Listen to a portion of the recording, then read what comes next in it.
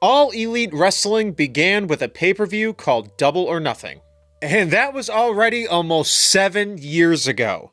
Next to All In, Double or Nothing is probably AEW's biggest show of the year, thanks to its history and the amount of fantastic matches from the event. Whether it be singles bouts or some of the wildest multi-person matches that you could get in modern professional wrestling. And the more matches I kept looking back on, the more difficult this list was getting to make. So I do have quite a few honorable mentions. The final 2 matches from the 2019 card, Young Bucks vs. Lucha Bros and Jericho vs. Omega 2, MJF vs. Jungle Boy and Moxley vs. Brody Lee in 2020, Roddy vs. Ospreay and Willow vs. Mercedes in 2024, and from last year's event, Mark Briscoe vs. Ricochet in a stretcher match and Okada vs. Speedball. I'm Duke from Duke It Out, here to give you my top 10 AEW Double or Nothing matches. Before I begin, please make sure to give this video a like and subscribe to the channel for more great wrestling content. Number 10, Swerve Strickland vs. Christian Cage, 2024. I've mentioned some underrated AEW World Title matches in other videos, and this one also doesn't get enough flowers. Might be Christian's best pay-per-view performance in the company, taking some spots that he really did not need to take. And Swerve shows in this match why his reign remains so memorable. And the spot with them running the ropes to Swerve hitting the house call might be my favorite usage of that move. While the result could have been predictable, it's made up from the astounding ring work. Number 9, the Young Bucks vs. Jon Moxley and Eddie Kingston, 2021.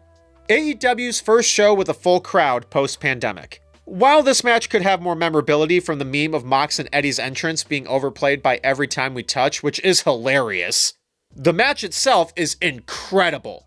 The Young Bucks give one of their most memorable heel performances, both delivering their impressive moves while being so smug about it.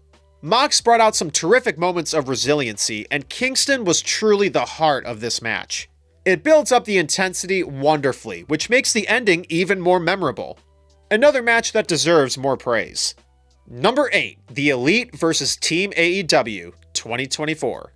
The first and not last Anarchy in the Arena match on the list, having the best sequence with music for these matches at the time. Whether it's giving fans BTE flashbacks or Matt Jackson losing it over the price for playing the final countdown. Then everyone performs with chaotic brilliance. Bryan is clearly having a ton of fun even though he gets beat to shit. Okada is at his most slimy and hilarious. Then Darby is as insane as you would expect from this match. Whether it's the crazy spots he took, or at one point going, "Hey guys, let's see what Jack Perry's flesh smells like." This is wrestling chants all around. Number 7, Jericho Appreciation Society vs. Blackpool Combat Club, Santana, Ortiz, and Eddie Kingston, 2022. I was looking at how lower this was and wondering if I did something wrong, but I didn't. There's just so many good matches from this show's history. This was the first Anarchy in the Arena match, and it shows why fans were wondering if they could even top it once this happened. With Wild Thing playing for what felt like an eternity, everyone getting busted open from the ring to the seats to the stands, which I guess legitimately got them in trouble. And it shows how quick on their feet everybody was. Wherever the cameras were focusing on, we witnessed some terrific carnage, along with a showcase of the pro wrestling talents from everyone. Then you add legit shock to the finish of Bryan getting choked by the rope. How can you complain? Number 6, Kenny Omega vs. Pac vs. Orange Cassidy, 2021. There's something that really sticks to my memory and seemingly with many other wrestling fans for great triple threat matches. And this one is still in high contention for the best in company's history. We get one of the all-timer performances from Orange Cassidy. Not only because it's one of the first times he really showcased his in-ring talents on such a big stage, but it also called back to the feud he previously had with Pac. Then Pac also showcased his history with Kenny. It collided to consistent, brilliant in-ring action. With a predictable result, yet the terrific work from all three made it seem like anything was possible for those 27 minutes. Number 5, The Elite and Matt Hardy versus The Inner Circle, 2020. Any of the cinematic pandemic matches could be hard to rank among legit pro wrestling matches, but not only does this still have a ton of impressive stuff that only professional wrestlers could achieve, it also capitalizes on what made AEW so special at that time. From Hangman riding on a horse and having a bar brawl with Jake Hager, Chris Jericho doing some hilarious heel work, including beating up a mascot, Matt Hardy going into a pool of his past and present gimmicks, to potentially the most insane one-winged angel ever. At a time where it was very necessary, this was one of the best kind of distractions imaginable. Number 4, MJF versus Darby Allin versus Jack Perry versus Sammy Guevara, 2023. I know that the build-up for this match wasn't great, but damn, the match went as perfectly as it could have gone. The moves that are consistently exploited is absurd, and they were able to orchestrate it in a way that didn't feel like non-stop no-selling. And when you think the spot of the match has occurred, they continue to exceed that bar.